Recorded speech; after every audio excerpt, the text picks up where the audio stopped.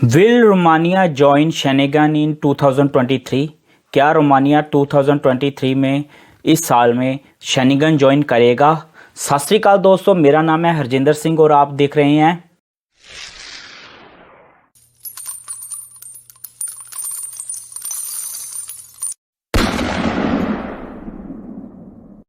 Boundless Sing।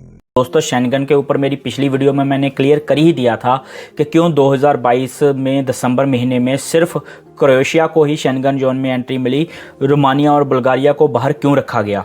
तो अगर आपने मेरी वो वीडियो नहीं देखी है तो मैं उसका लिंक जो है इसी वीडियो के आई बटन में डाल दूंगा ताकि आपको प्रॉपर इन्फॉर्मेशन मिल सके कि पूरा का पूरा माजरा क्या हो चुका है। दोस्तों, 1 जनवरी 2023 से क्रोएशिया तो आ गया शेनेगन जोन के अंदर, बट रोमानिया और बुल्गारिया का क्या सीन हुआ कि उनको बाहर रख दिया गया, उनको शेनेगन जोन में एंट्री नहीं मिली। तो अभी बुल्गारिया का सीन क्या है कि बुल्गारिया के बारे में बोला जा रहा है कि बहुत ज़्यादा क्राइटेरिया हैं जो बुल्गारिया के वो मैच ही नहीं करते शेनेगन जोन में एंट्री के लिए। जो बेसिक रिक्वायरमेंट होती हैं वो बुल्गारिया की मैच नहीं करती। तो बुल्गारिया का सीन ऐसा हो गया कि उसको तो बिल्कुल ही नाम हो गई दिसंबर में ही जब वोटिंग हुई। बट रोमानिया का क्या था कि इनका क्राइटेरिया सारा मैच करता था, बट वोटिंग में एक प्रॉब्लम हो गई कि नीदरलैंड और जो ऑस्ट्रिया है उसने इनके खिलाफ वोटिंग कर दी, जिसकी वजह से रोमानिया का जो डिसीजन है उसको पेंडिंग रख दिया गया कि उनको शेनेगन जोन में एंट्री जो है वो कुछ और क्राइटेरिया जो है कंसीडर करने के बाद मिलेगी। अभी ऑस्ट्रिया और नीदरलैंड की तरफ से आरोप ये लगे रोमानिया के ऊपर कि उन्होंने बोला इन देशों में से यानी कि रोमानिया और बुल्गारिया में से बहुत सारे लोग जो हैं इनलीगल एंट्रीज करते हैं बाकी के शेनेगन कंट्रीज़ में। तो बहुत सारे जो इनलीगल एंट्रीज हैं, रेफ्यूजी हैं या फिर पॉलिटिकल अजाइलम मांगने वाले लोग हैं जो ऑस्ट्रिया में इस समय पर हैं या फिर जो नीदरलैंड में इस समय पर हैं, वो ज़्यादा से ज़्यादा रोमानिया के रास्ते से ही एंटर कर आए हैं। तो उन्होंने बोला कि रोमानिया को इस चीज़ पर थोड़ा काम करना चाहिए और अपने बॉर्डर्स को सिक्योर करना चाहिए। तो इसके बाद वो कंसीडर करेंगे कि रोमानिया को वाकई में शेनेगन में एंट्री देनी चाहिए या नहीं देनी चाहिए। यहाँ पर मैं एक चीज़ बता देना चाहता हूँ कि रोमानिया जो है अपने सारे के सारे जो क्राइटेरिया हैं, जो रिक्वायरमेंट है बेसिक शेनेगन जोन में एंट्री के लिए, वो 2011 से ही पूरी कर बैठा है। वो वेट कर रहा है कि कब उनको शेनेगन जोन में एंट्री मिले, बट कुछ ना कुछ ऐसी प्रॉब्लम होने की वजह से उनको हर बार निराशा का सामना करना पड़ता है।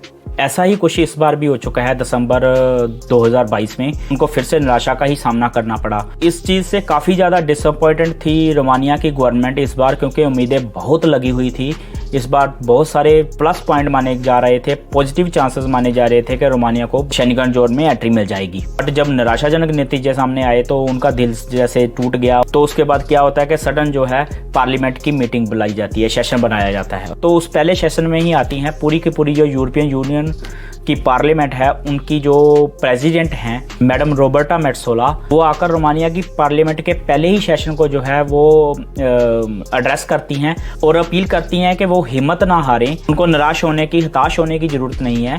हम जानते हैं कि रोमानिया जो है पहले से ही अपना सारा का सारा जो क्राइटेरिया है वो फुल कर बैठा है और इस निराशा के मौके पर वो जो है रोमानिया के साथ हैं। वो पूरी की पूरी कोशिश करेंगी कि रोमानिया को जो है शेनेगन जोन में एंट्री मिल जाए। उन्होंने सेशन को एड्रेस करते हुए कुछ ऐसी बात कही कि सारे के सारे जो पार्लियामेंट है, रोमानियन पार्लियामेंट, उसमें खुशी की लहर दौड़ उठी। उन्होंने कहा कि वो चाहते हैं कि जो रोमानिया है ना वो शेनेगन जोन में एंटर हो और वो चाहते हैं कि पूरी की पूरी यूरोपियन यूनियन की जितनी भी कंट्रीज हैं वो एक साथ आगे बढ़े। और उन्होंने कहा कि उन्हें पूरा यकीन है कि रोमानिया जो है 2023 में यानी कि इसी साल में पहले के 6 महीने यानी कि जून महीने तक के टाइम में ही शेनेगन जोन में आ जाना चाहिए। वो कोशिश करेंगे कि जितना का जितना पेपर वर्क है और जितनी की जितनी प्रॉब्लम्स है वो सारी की सारी इसी टाइम के अंदर सॉर्ट ऑफ हो जाए और लास्ट में जो जून महीने तक है पहले के पहले 6 महीनों में ही रोमानिया जो है शेनेगन में एंटर कर जाए। दूसरी तरफ जो रोमानिया की प्रेजेंट सरकार के डेलीगेट्स हैं वो भी नीदरलैंड और ऑस्ट्रिया की गवर्नमेंट्स को कन्विंस करने में लगे हुए हैं कि वो भी मान जाएं और उनकी वोटिंग जो है वो रोमानिया के हक में दे दें। बट अभी तक की जो सबसे बड़ी प्रॉब्लम है जो रोमानिया के शेनेगन जोन के रास्ते में अड़चन बढ़ रही है वो है रोमानिया की ज्योग्राफिकल कंडीशन। आप अगर मैप पर देखेंगे तो आपको पता चल जाएगा कि रोमानिया के जो बॉर्डर्स हैं वो काफ़ी हद तक तुर्की, बुल्गारिया इन जैसे देशों से लगते हैं, यूक्रेन जैसे देशों से लगते हैं।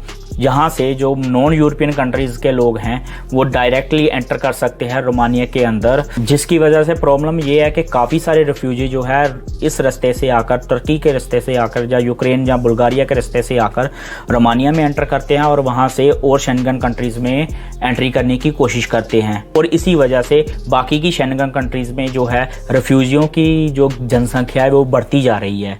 जो लोग पॉलिटिकल अजाइलम मांगते हैं ना उधर जाकर, उनकी संख्या बढ़ती जा रही है। अगर आंकड़ों की बात करूं तो सिर्फ और सिर्फ जनवरी के महीने में 77,500 नए लोगों ने पॉलिटिकल अजाइलम मांगी है पूरे के पूरे शेंगन जोन एरिया में। ये कोई छोटा आंकड़ा नहीं है। 2016 से लेकर अब तक का ये सबसे हाईएस्ट आंकड़ा है। सिर्फ एक ही महीने में 77,500 लोगों ने पॉलिटिकल अजाइलम मांगी है यूरोपियन यूनियन में शेंगन जोन के अंडर कंट्रीज में। So this is the big reason to worry. और ये सब लोग आते कहाँ से हैं? बुल्गारिया के रास्ते से, टर्की के रास्ते से, या फिर रोमानिया के रास्ते से आते हैं।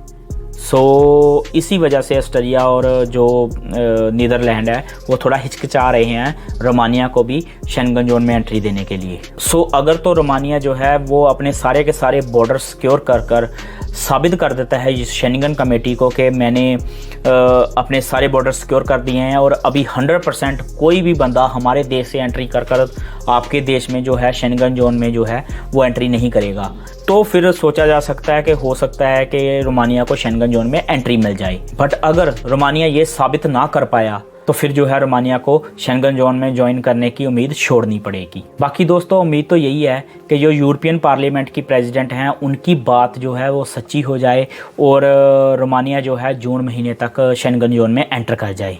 बाकी अभी के लिए सिर्फ उम्मीद ही की जा सकती है, कोई दावा नहीं किया जा सकता कि हम बोल दें कि 100% ही रोमानिया आएगा। वो फिर से कंसिडर करेंगे उस टाइम पर, वो देखेंगे कितनी जो है ट्रैफिकिंग रुकी है उधर से, कितने लोग कम हुए हैं। बट आंकड़ों के हिसाब से जाएं तो 77,500 अजाइलम केस जो न्यू एंटर हुए हैं, उससे कोई संभावनाएं अच्छी तो नहीं लग रही। बाकी उम्मीद है कि अगर कुछ बात बन जाए तो शायद रोमानिया आ जाए, वरना हो सकता है कि रोमानिया को शेंगन जोन के बाहर ही रहकर गुजारा करना पड़े। बाकी इस वीडियो का हम करते हैं यहीं पर एंड।